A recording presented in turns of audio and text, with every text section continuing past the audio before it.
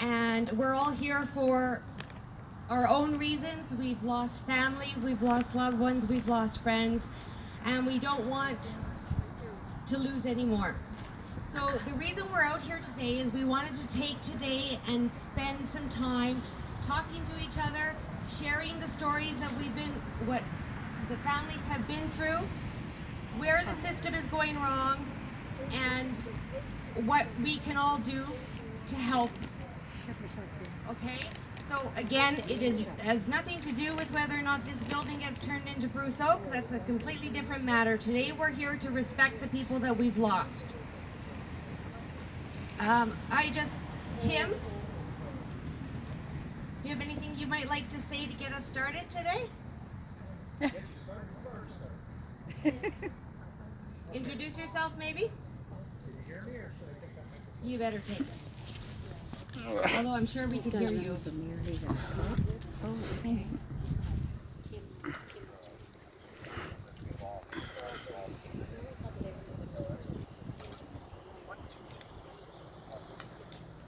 Okay, well, I'll be honest, if people were really aware of our problem, and it is all of our problem, but if we were really aware of that, this parking lot would be full, and there would be nobody here objecting to what is supposed to be happening here right now. Hear, hear.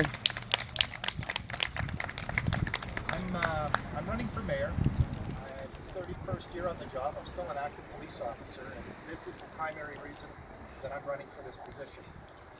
I don't wish to blame. I voted for Brian Bowman, and I don't dislike the guy, but this isn't something you can sit on your hands and hope it goes away. It's not going away. I can tell you that in law enforcement circles throughout the planet, but especially right here in Winnipeg, our crime is going through the roof. Violent crime is going through the roof. Mothers are having to get no contact orders on their children. And you'll hear people, I heard this comment the last infomercial thing we had over here, if you were just better parents. I will be appearing at every single one of these that I hear of, every one of these events, and I'm not standing here to hold a microphone or squeeze votes out, but I'm going to make sure that I track down every person who decides to come forward with that comment. And not because I'm angry at them, I'm angry at all of us, especially the CBC, the CTV, all of our media, for not explaining these things clearly enough. And today I was going around telling people, they said, I don't want a drug treatment center in my backyard. It's a recovery center, but let's not split the words, and let's not get all dragged into the weeds. But methamphetamine is our primary problem now.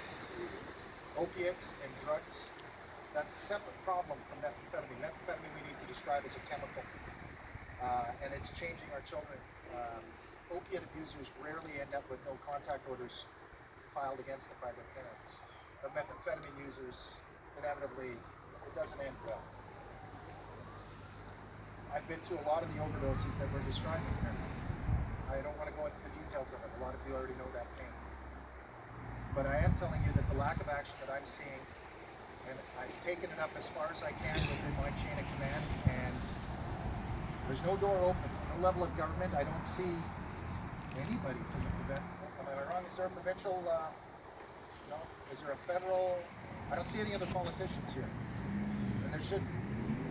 I see one politician here that I totally feel bad. Sorry about that. It's okay, Don, it's okay. Yeah, it's I know okay. your name. Yeah. Sorry, Don. That's good. We're in the same. We're in the same boat. We're not. That's right, and that's a quarter of the city mayor politician candidates here. So we do have some traction at municipal level. We have a bit of that. That's good. So I apologize. All good, Tim. Who am I? I grew up here. My name's Doug Wilson, and I'm running for mayor too. Yes. So there's two of us here. So that tells you something. There are 9 people running for mayor. I don't think Winnipeg's ever had 9 people. No. So obviously a lot of people want change. And together, we're going to work for change. Exactly it.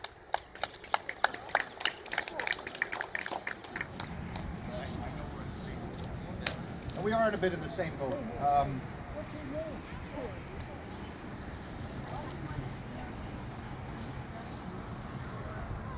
Question, perfect, thanks, because I fell asleep again. It's been a long day, and I've really been holding the torch for this. I was at City Hall, and I can tell you that I was on the phone earlier with what's called a self-started volunteer group called Gym Stop, which is a slang term for the methamphetamine. Some of you will know all these slang terms for these drugs. And I'm trying really hard when I've got this podium, I've got some attention, and I've got some years of experience, and I'm hoping that people that have their causes, by all means, it's probably not the best in politics to bring out some of the controversial issues, but I'm not afraid of the topic. But going over your question. First of all, professionally, I was an addictions counselor for the first 3 years of my professional life. That was over 25 years ago, but I remain in social services. But one of the hopeful candidates for mayor today held a press conference where she talked about increasing money to the Main Street project for helping meth detainees. She didn't mention any money about treatment or recovery or anything like that. Is that a good solution? I can't disparage anybody who's seeking public office and doing this. I'm going to tell you right now, it's fatiguing, it's tiring, and the only reason I'm able to stand here with any authority has nothing to do with my independent ability to go and seek out solutions for the problem. It's just 3 decades of experience, and 20 years of this experience has been dealing with methamphetamine. But I've been making drug arrests for 3 decades. So it's easy for me to tear that apart. But at least she recognizes the problem and makes a press release about it. But yes, it is wholly inadequate and shows a complete lack of understanding of the problem to say we're just going to enhance $100,000, $500,000. I cannot take somebody in meth psychosis to a drunk tank that's manned by civilian people. That shows a complete lack of understanding or experience with the problem. So my solution, when pressed today, Bartley Kivas stood in front of me with a microphone, and we don't have a really good relationship, him and I. He's a pleasant enough guy, but once he gets that microphone, boy, he's a vicious little. Point being, is that he asked me directly, and I don't wish to hurt anybody's feelings here, but if your child or your loved one or somebody that you care about is involved with methamphetamine, we need a facility that remotely doesn't look much like, it can look like a hospital on the outside, but the inside of it is going to look more like a provincial rehab center. It's going to be doors that can't be opened. It's going to be a secure facility with staff that are geared to deal with people that are violent and uncooperative. Because you have to get past the psychosis before we can start the long road to recovery. How do I have this experience? How can I say this with authority? To do effective investigations, we need police informants. When I did cocaine investigations for 2 decades, piece of cake. People on cocaine were functional, could blend in with the group. They could still hold a job in most cases. And when they got caught, they had things that they could lose. They would inform on whoever to try and deflect their responsibility. They didn't want to go to jail. And that was what we did 99% of the time as police officers. We'd arrest somebody, we'd have a private moment with them, and they'd say, John's got the drugs, and we'd move on and work up the scope. That disappeared about 2.5, 3 years ago. That type of investigation, the wall charts of all the gang members and drugs, the drug subculture got turned on its ear. We now have a chemical problem. Methamphetamine displaced all that, but all of our gangs disappeared and changed. I explained it once before because people asked, it's complex. Previous drug experience shows us that it's structured like a pyramid. We're going after one guy who's profiting, and it's a multi-level marketing. And we were able to effectively investigate that because of that type of drug and addiction. Methamphetamine is not like that. So think of that previous cocaine trafficking structure as an old vampire movie, and we're working our way up, like little Van Helsing's, and we're gonna fix the problem. What we're dealing with now is a zombie movie. There is no structure, it's just everywhere. There's 50 users, I have 50 dealers. And they all know that they talk to the police, and they don't care, they just need more meth. Put that in perspective, we go back to the non-contact order. I don't know if any of you here have one, nobody show a hand, please. But if your child is no longer the person that you raised, for no reason at all, you now have a violent schizophrenic psychopath living in your house. And you can't bear it anymore. You can't do it on your own. You get a no contact order, you go to the courts, and you get a court order that prevents your child from coming by your house. I cannot think of a worse intervention by the state on a family. And that's where we're at now. And I press our journalists aren't doing their job by explaining the depth of the problem. How many of these are out there? I didn't know how many. I knew they existed. Well, I went to a CBC methamphetamine forum back in the winter. I sat in the back with a bunch of angry mothers. and they were begging the chief of police, "You got to lock up my kid."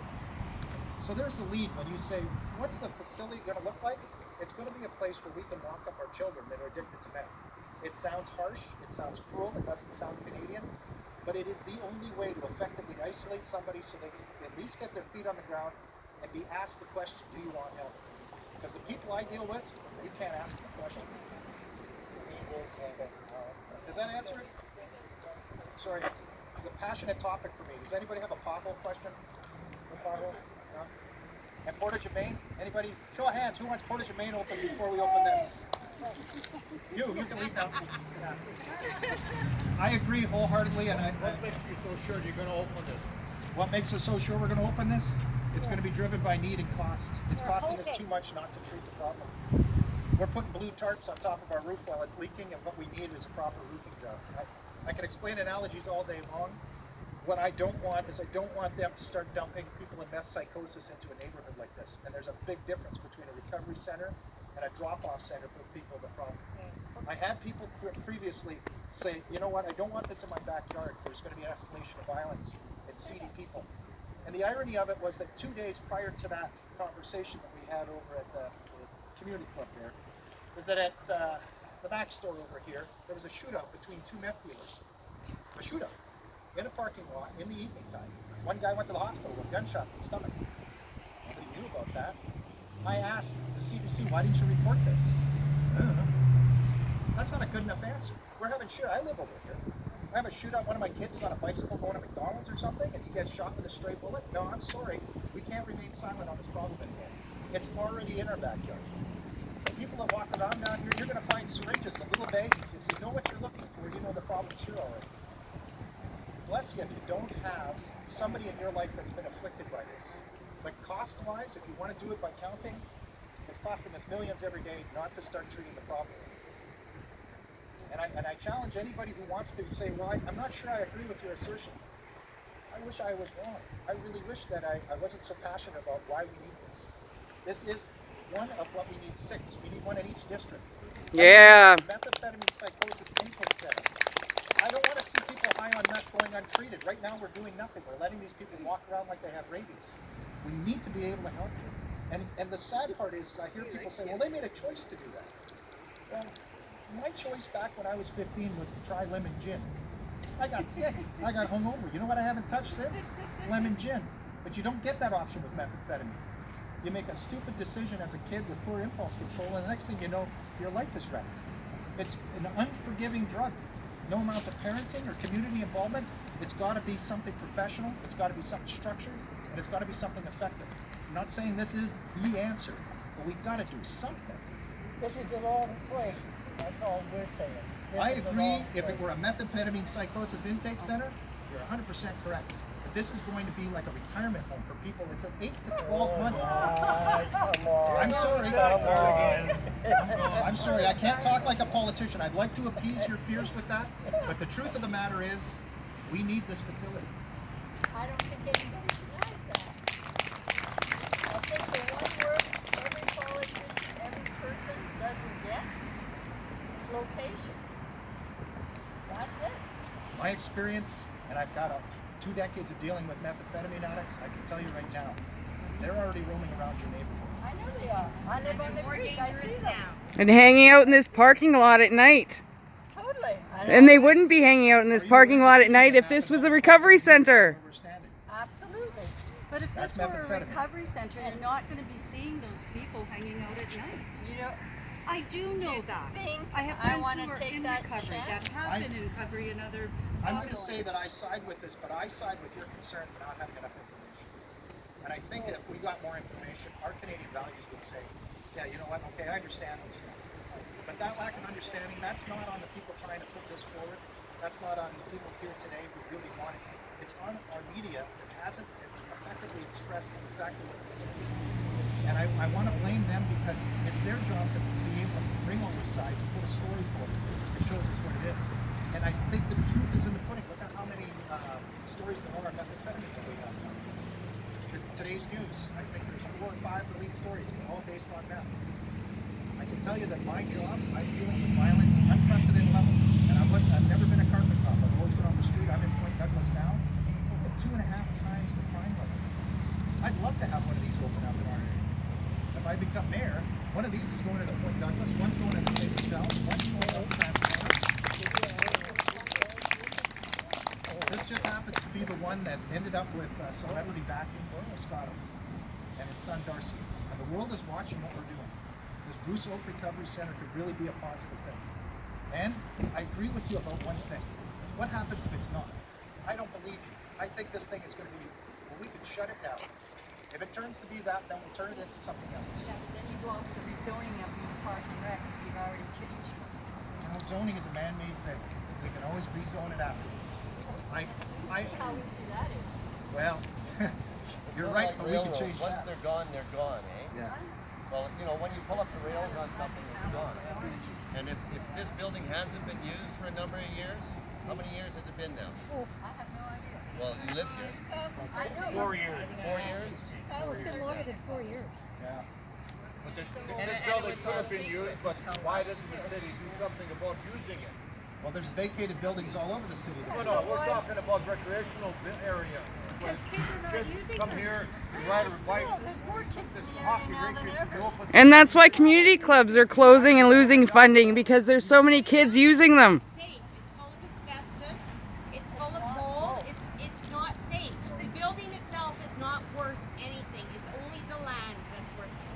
I disagree. Go I talk to disagree the with you. custodian over at Allard and Keith Bodley. He looks after this, and he'll tell you the only thing wrong that has to be Custodian's right. I work in a city of Winnipeg building that has asbestos. I didn't know the asbestos was there. I have one of my association reps who can tell you, when we do air quality testing, asbestos appears. The old District 6 station on 1350 Pembina Highway, that means vacant because it's got asbestos. Can't get around it. Some things have changed. But I do agree with your concern that we really have to make sure we got all our ducks in a row on this. But everything I've seen so far, nothing has persuaded me, in my opinion. We need a recovery center. We need 6 of them. And that's only because I see the violence and damage that's done every day. And not just with broken windows and house break-ins. Home invasions, carjackings, shootings. Where's that Notre Dame Arena again? I guess, I don't know, but Yeah. why are they not changing that into? Well, I'm going to tell you right now, it's probably on a list to be developed.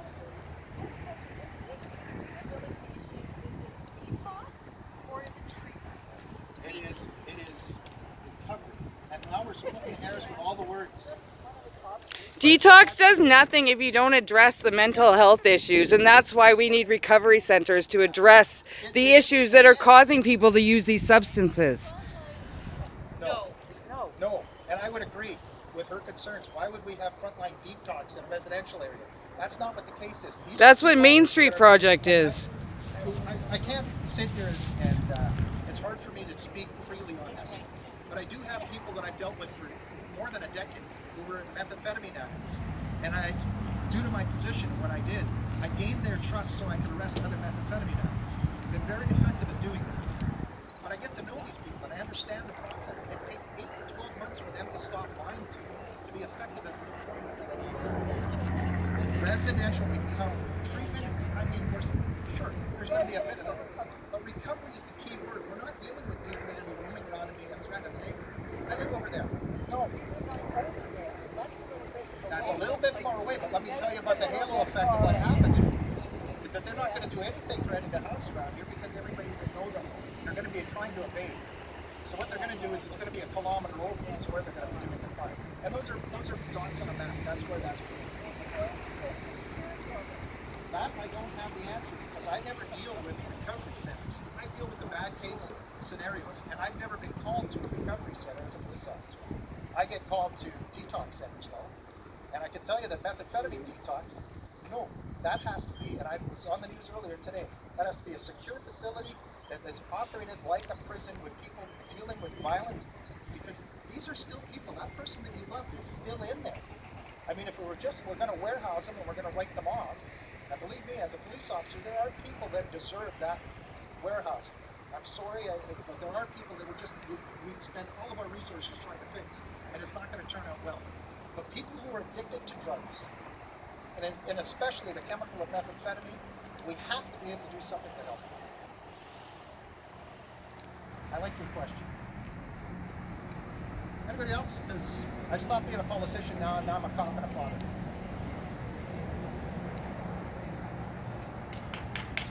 Come on up here.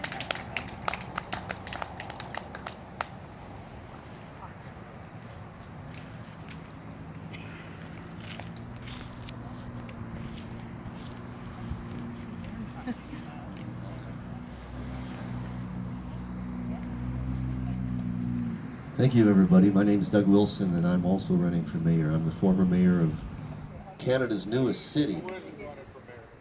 811,991, but there are 9 people running for mayor. I don't think that's ever happened before in Winnipeg's history.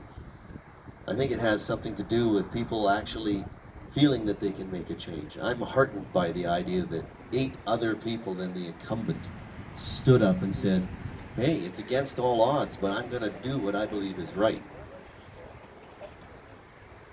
And when I say that, I want to thank you all for coming out here, because one thing that's been made clear in our life is that if we don't communicate where we stand on issues, we can't learn more about the position that we're standing for. And my 4 years in Morden were broken up by the loss of my wife to leukemia halfway through my term. At that point, I didn't really have any idea of anything of value more than a human life. And I know there's a lot of people that give up when they see somebody on the street corner begging, and it's an emotional wall that can be put up. And my girlfriend, who I met last year while campaigning, my girlfriend says to me, why can't they get a job? And I say to her, they're doing a job. It's the only job that they're allowed to do. We have a problem in this continent where we throw people away if they are not fitting into the system. I'm saying that because if you have somebody that is self-medicating, you have somebody that is not yet grounded in the world that they live in. And I'm asking you to please remember that everybody on this earth has a reason to be here.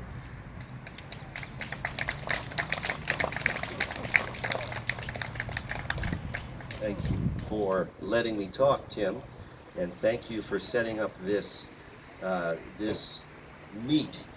This is what we do in order to figure things out, people. We talk to each other. So I want to thank you very much for letting me talk. All right?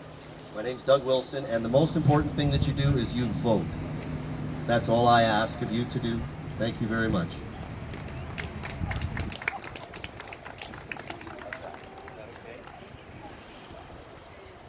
I have Linda here who would like to start our story telling, sharing. My name's Linda. I live in this area as well. I'm a nurse. I work at Mount Carmel Clinic on North Main Street. I work in a program called the Mothering Project, Manata Ikwe, Kajika Ikwe. It stands for Spirit Women Teaching. We work with pregnant women who are addicted to drugs, or anybody who's recently had a baby, and we try and help them rebuild their lives. And we do it with compassion, because these are people. These are women, their mothers, their daughters. These are real people. And when you get to know these people and hear their stories, you can't help but have a broken heart. And you can help them by being kind and compassionate. When you hear the story of 2 sisters, ages 7 and 5, who found their mother hanging from the ceiling, dead. They went into foster care and subsequently for the rest of their childhood were sexually assaulted time and time again. And you wonder why they have an addiction. When you hear about somebody who's been held hostage, raped, scarred physically and emotionally, your heart breaks for them, and you just want to get them the help that they need. You have to remember that when a woman is having a problem like this, the ones who pay for it the most are the children, because they don't get to be with their mums. They get to be in foster care, and that's not a great place for a child to be.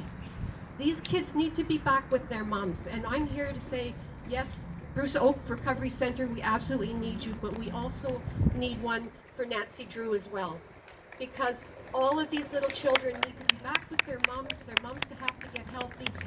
And I just want you to remember that they are all people. They're human beings, and they've got heartbreaking stories that you couldn't ever imagine. And they're resilient. They're the most wonderful people, and I never want to work with a population other than this population.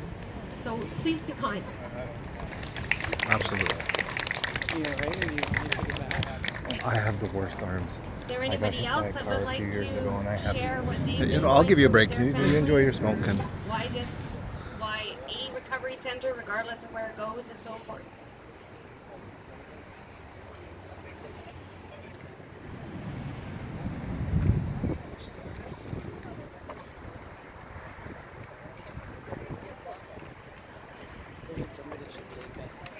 Sorry?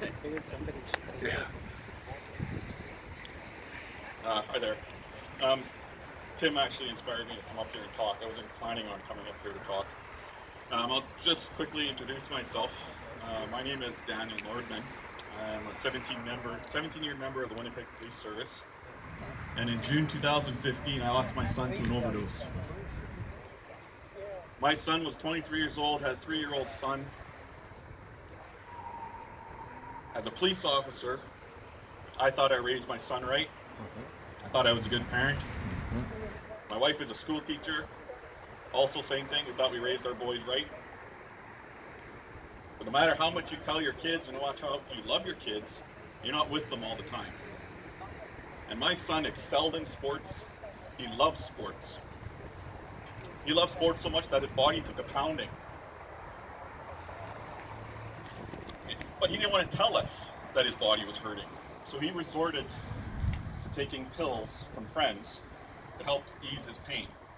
And his pill of choice was a T3. And we didn't know. I didn't know. I'm going to work every day, arresting people for dealing T3s.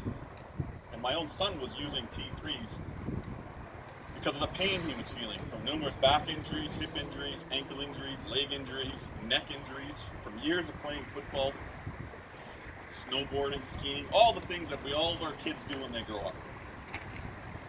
My son took some T3s that he got from a friend, went home, took those before he went to bed so he can sleep because he was having a bad pain day. And those pills were laced with enough fentanyl to kill 5 adult humans. He was dead before his head hit the pillow. I woke up in the morning and went to check on him before I was leaving for work, and I found my son lying there, cold, stiff,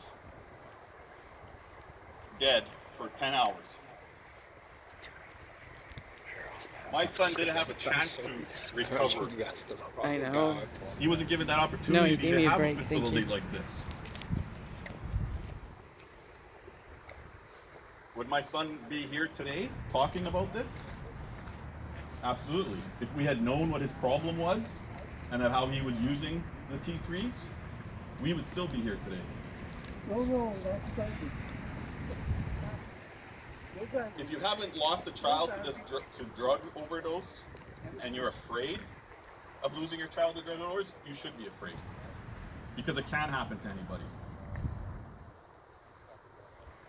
We are all parents, we are all humans, and that's the one thing about this addiction and the drugs and alcoholism and everything like that, is that as society, we determine what is a proper addiction and what addiction we stigmatize.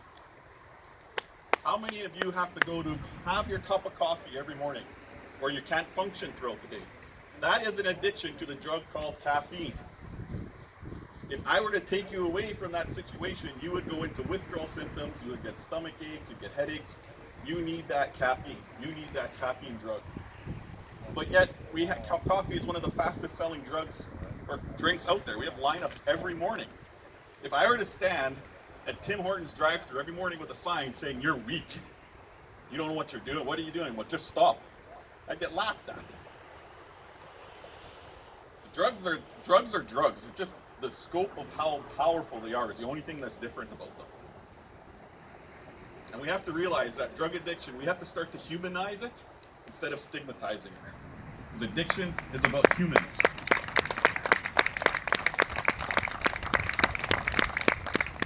I was invited to the mayor's ceremony this morning. I've spoken to nearly 50,000 high school students in 3 years. We did not have a fentanyl death recorded in the last year. We had, thank you. We had high school grad committees that were emailing me, thanking me, and in tears, so that they didn't have to be afraid of this happening at their grad, because their students were now aware. They were educated on the dangers of it. And it's not about fear tactics or scare tactics, it's all about truth tactics. You have to tell the truth. Kids understand that. If you're going to fear them saying that you're going to turn out, you're going to sleep in a dumpster, kids will tune that off. They will shut that down. They won't even listen to you.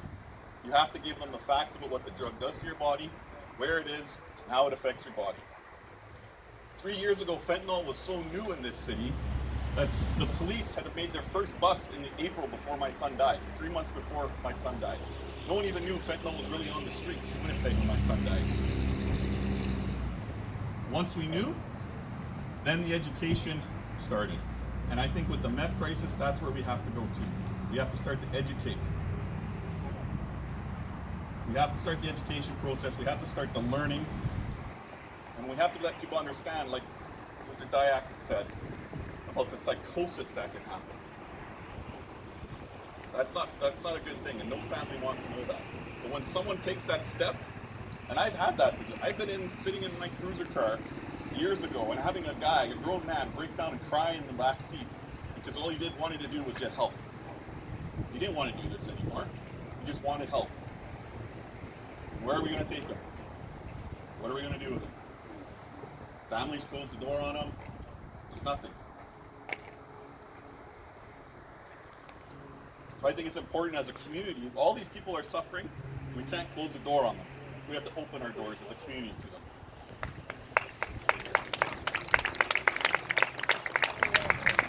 If you really care about your community, nobody has given you the right to judge who deserves treatment and who doesn't deserve treatment, or where they deserve treatment and where they don't deserve treatment. Takes a village to raise a child. Everybody's responsible for that child's welfare and the community's welfare.